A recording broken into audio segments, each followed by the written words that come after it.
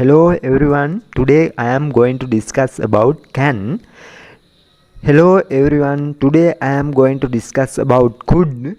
Today I am going to discuss about modal verbs. Today I am going to discuss about could. Today I am going to discuss about going to. දුවේ පුතේ අද මම කතා කරන්න යන්නේ මේ මම කියපු තුනම කතා කරන්නේ can could modal verbs ඒ සියල්ල කතා කරන්නේ මම ඒ කිව්වේ මොකද දන්නවද විශේෂ හේතුවක් නිසා අද මම කතා කරන්න යන්නේ මම ඒ හැම වීඩියෝ ක්ලිප් එකකදීම ආරම්භයේදී කතා කරන වාක්‍ය ඕගොල්ලන්ට සෙන්ටෙන්ස් එක ඕගොල්ලන්ට අද සෙන්ටෙන්ස් පැටර්න් එක ඕගොල්ලන්ට අද කියා දෙන්නයි යන්නේ මම මොකද්ද හැම වීඩියෝ ක්ලිප් එක ආරම්භයේදී කියනවා today I am going to discuss about can ඔයගොල්ලෝ බලන්න can වීඩියෝ ක්ලිප් එක එහෙම ආරම්භ වෙලා තියෙන්නේ ඊට පස්සේ could එකේදී today I am going to discuss about could. Today I am going to discuss about shall. Today I am going to discuss about can't help. ඔහොම මං කිව්වා. එතකොට මෙන්න අද වාක්‍ය රටාව අන්න එක going to දුවේ පුතේ.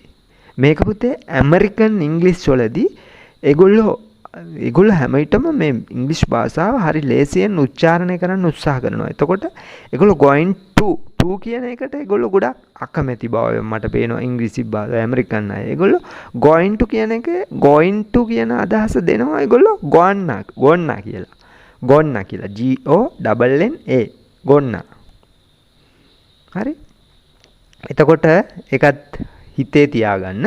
ඊළඟට මේ වාක්‍ය රටාව හැදෙන්නේ කොහොමද? දුවේ පුතේ subject එක am is going to verb. subject එක am is going to verb. යමක් කරන්නයි යන්නේ. යමක් සිදු වෙන්නයි යන්නේ. I am going to discuss about going to sentence pattern. මම going to sentence pattern එක සාකච්ඡා කරන්නයි යන්නේ. මෙතනදී discuss කියන එක s අකුරක් නැති වුණොත් ඒකේ අදහස වෙනස් වෙනවා. discuss සාකච්ඡා කරනවා DISCUSS සාකච්ඡා කරනවා DISCUS discuss කව පෙත්ත. හරි දෙවෙනි වාක්‍ය බලන්න. I am going to leave. මම පිටත් වෙන්නයි හදන්නේ. I am going to go. මම යන්නයි හදන්නේ. ඔක අපිට අර ඇමරිකන් විදිහට කිව්වා එක I'm gonna go. I'm gonna go. They are gonna go. ඒගොල්ලෝ පිටත් වෙන්නයි හදන්නේ. They are gonna go. Nalaka is going to do new business. Nalaka අලුත් ව්‍යාපාරයක් ආරම්භ කරන්නයි යන්නේ. is going to do කරන්නයි යන්නේ. ඒක තමයි මට උවමනා කියා දෙන්න මෙතන. යම්කිසි දෙයක් කරන්නයි යන්නේ. නැත්තම් යමක් සිදු වෙන්නයි යන්නේ. she is going to buy a new car. ඇය අලුත් කාර් එකක් මිලදී ගන්නයි යන්නේ. she is going to buy a new car. I am going to have my lunch. හරි. මම මගේ දවල් ආහාරය ගන්නයි යන්නේ. I am going to have my lunch. have කියන්නේ මෙතන eat කියන අදහස. have කියන එකේ කනවා බොනවා ලබනවා කියන අදහස් සියල්ලම ගැබ් වෙලා තිනවා. ඒකට මම වෙනම ලෙසන් එකක් ඔයගොල්ලන්ට අරන් ඉන්නම්. ඊට පස්සේ හත්වෙනි එක she is going to do something. ඇය මොනහරි කරන්නයි යන්නේ. ඊළඟ වාක්‍ය බලමු. I am going to do something for you. මම ඔබට මොනහරි කරන්නයි යන්නේ. I am going to do something for you. එතකොට අර අපේ ඇමරිකන් විදියට කියනවා නම් I'm gonna do something for you. I'm gonna do something for you. Nalaka is going to marry Isuru soon. Nalaka ඉසුරුව ළඟදී විවාහ කරගන්නයි යන්නේ. Nalaka is going to marry Isuru soon. ඉසුරුව විවාහ කරගන්නයි යන්නේ. Nalaka is going to marry Isuru soon. Nalaka is gonna marry. ඒතර going to කියන එක තමයි gonna කියලා කියන්නේ. හරි. ඊළඟ 10 වෙනි උදාහරණය බලන්න. It is going to rain. වහින්නයි යන්නේ. It is going to rain. මෙතන එතකොට වහින්නේ දැන් තාම වහින්නේ it is raining දැන් වහිනවා අපි දැන් වහිනවා කියන්නේ දැන් present continuous වාක්‍යයක් තමයි එතන යන්නේ it is raining it's raining දැන් වහිනවා හැබැයි මම 10 වෙනි වාක්‍යය කියන්න උත්සාහ කරන්නේ වහින්නයි යන්නේ කියන්නේ වහින්න කියන ලකුණු පහළ වෙලා මේ දැන් වහින්නයි යන්නේ කිව්වොත් it is going to rain now දැන් වහින්නයි යන්නේ it is going to rain it is raining කියන්නේ දැන් වහිනවා it is raining කියන්නේ දැන් වහිනවා එතන present simple continuous වාක්‍යයක්. 12 වෙනි එක බලන්න where are you going? ඔයා කොහෙද යන්නේ? where are you going? where are you going? කවුරු හරි ප්‍රශ්නයක් අහනවා මගදී හම්බෙලා. උත්තර දෙනවා I am going to boutique. මම මේ කඩේට යන ගමන්. I am going to boutique. මම මේ කඩේට යනවා. එතන present simple වාක්‍ය continuous වාක්‍යයක්. තුන්වෙනි උදාහරණ වාක්‍ය බලමු. I am going to be 25 years old tomorrow. මම වයස අවුරුදු 25 වෙන්නයි යන්නේ. I am going to be 25 years old tomorrow. to be මෙතන use කරලා තියෙනවා. දුවේ පුතේ. to be වෙන්න යන්නේ. වෙන්න සඳහා to be. am is ක්‍රියාවේ to be. am is ක්‍රියාවේ third ප්‍රත්‍යය to be. මං කියා දුන්නා ඒක. කැන් පාඩම ඔයගොල්ලෝ බැලුවේ නැත්නම් බලන්න. කැන් පාඩමේදී වීඩියෝ ක්ලිප් එක බලන්න. ඒකේ කියා දීලා තියෙනවා to be කොහොමද දෙන්නේ කියලා. am is ක්‍රියාවේ to රූපේ තමයි to be. I am going to be 25 years old tomorrow. මම හෙට වෙද්දි අවුරුදු 25 වෙන්නයි යන්නේ. Tomorrow is going to be the 23rd. හෙට 23 වෙනිදා වෙන්නයි යන්නේ. Tomorrow is going to be the 23rd. මම හිතනවා මගේ උපන්දිනය හොඳ එකක් වෙන්නයි යන්නේ කියලා. I think my birthday is going to be very good one. මම හිතනවා මගේ උපන්දිනය හොඳ එකක් වෙන්නයි යන්නේ කියලා. I think my birthday is going to be very good one.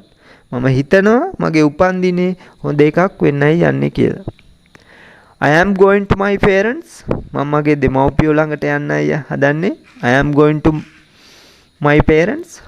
I am gonna my parents. නේ? I am going to inform this to the boss. I am gonna inform this to the boss. I am gonna inform inform this to the boss. මම මේක මගේ ලොක්කට දැනුවත් කරන්න යන්නේ. I am going to be an actor. 18 වෙනි එක. I am going to be an actor. මම නළුවෙක් වෙන්න යන්නේ. වෙන්න යන්නේ to be. I am going to be an actor. මම නළුවෙක් වෙන්න යන්නේ. 19 එක. 19 වෙනි උදාහරණ වාක්‍යය we are going to topple this government. අපි මේ රජය පෙරලන්න යන්නේ. We are going to topple this government. අපි මේ රජය පෙරලන්න යන්නේ. 20 වෙනි එක they are going to assume duties. ඒගොල්ලෝ වැඩ බාර ගන්න යන්නේ. They are going to assume duties. They are gonna assume duties. They are gonna assume duties. ඒගොල්ලෝ වැඩ බාර ගන්න යන්නේ. Mahinda is going to sell our country to China. Mahinda අපේ රට චීනට විකුණන්න හදන්නේ. Mahinda is going to sell our country to China. Mahinda අපේ රට චීනට විකුණන්නයි හදන්නේ. She is going to change her mind. She is going to change her mind. ඇයගේ හිත වෙනස් කරගන්නයි හදන්නේ. ඇයගේ අදහස වෙනස් කරගන්නයි හදන්නේ. She is going to change her mind. She is going to change her mind. ඇයගේ හිත වෙනස් කරගන්නයි යන්නේ. ඇගේ අදහස වෙනස් කරගන්නයි යන්නේ. She is going to make some tea. ඇය තේ ටිකක් හදන්නයි යන්නේ. She is going to make some tea. She is going to make some tea. ඇය තේ ටිකක් හදන්නයි යන්නේ. I am going to give Mr. Perra. අන්න පුතේ මෙතනදී පොඩ්ඩක් මේ give කියන verb එකත් එක්ක මෙතන object එකක් නැහැ. මෙහෙම ප්‍රශ්න මෙහෙම sentence එකක් හදන්න බෑ. I am going to give Mr. Perra. මම Mr. Perra දෙන්නයි හදන්නේ. එතන object එකක් නැහැ. ඒ වාක්‍යය වැරදි පුතේ. මම correct කරලා හදනවා I am going to give some money to Perra. I am going to give some money to Perra. මම I am going to give some money to Perra.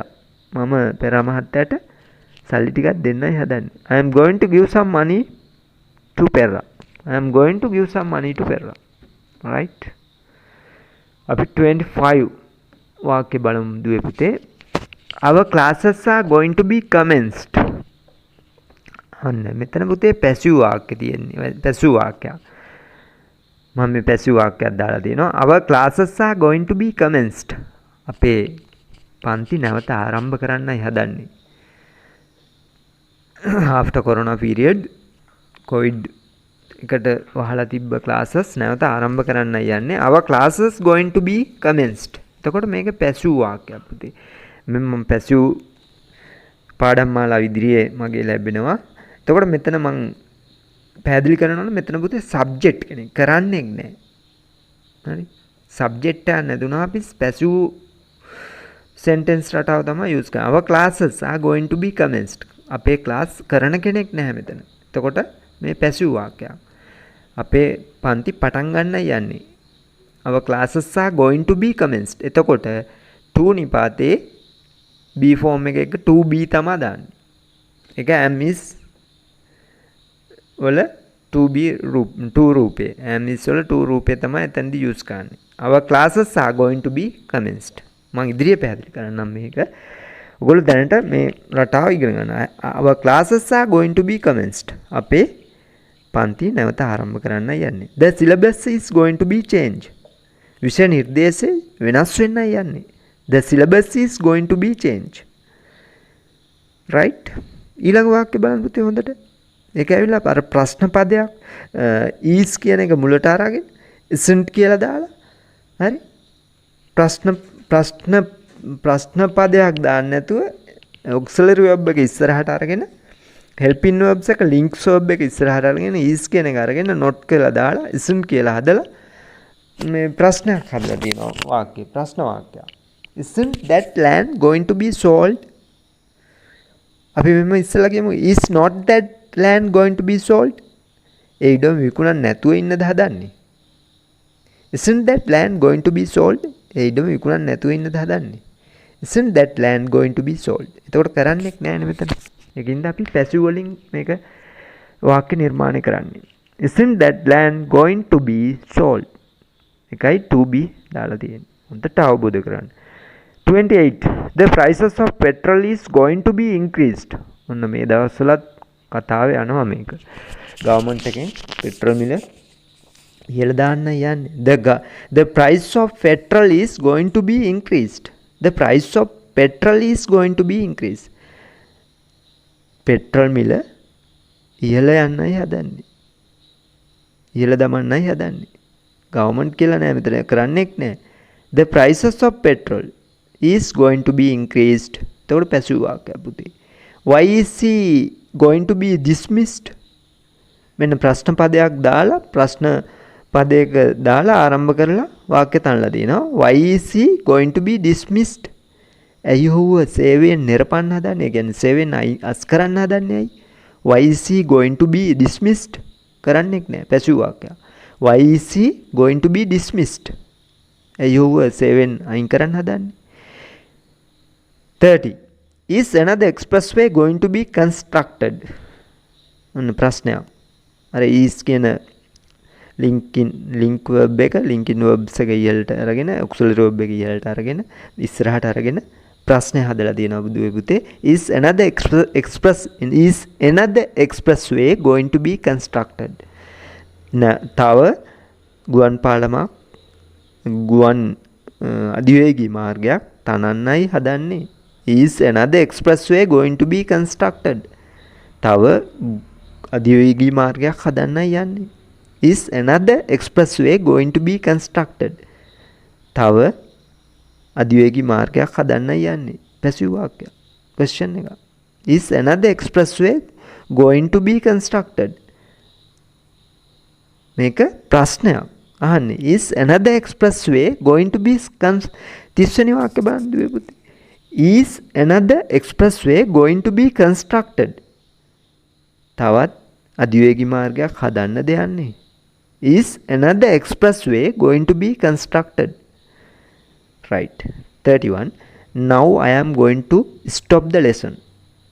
එතන ඔන්න active වාක්‍යයක් එන්නේ. active voice. දැන් මම පාඩම නවත්වන්නයි හදන්නේ. Now I am going to stop the lesson. මේක දුවේ පුතේ අපි බලමු passive වලින් කොහොමද එතකොට? අතනදී නම් මම හිටියා. I'm going to stop the lesson. දැන් මෙතනදී passive හදද්දී කරන්නේක් නෑ subject එක නෑ. The lesson is going to be stopped. අන්න ඔයගලන්ට තේරෙනව නේද passive වාක්‍ය සහ active voice අතර වෙනස? The lesson is going to be stopped. පාඩම නවත්වන්නයි හදන්නේ. The lesson is going to be stopped. Right? දුවේ පුතේ මම අද කතා කළා මේ වාක්‍ය රටාව going to කියන වාක්‍ය රටාව. ඔයගොල්ලෝ මේක හොඳින් අවබෝධ කරගන්න මම example 32 දීලා තියෙනවා. තවදුරටත් ඔයගොල්ලෝ මේ වගේ උදාහරණ වාක්‍ය නිර්මාණය කරලා ඒවා සිංහල තේරුම් ලියලා මේ pattern එකට හුරු වෙන්න. Right? Thank you all of you watching this video clip. Goodbye.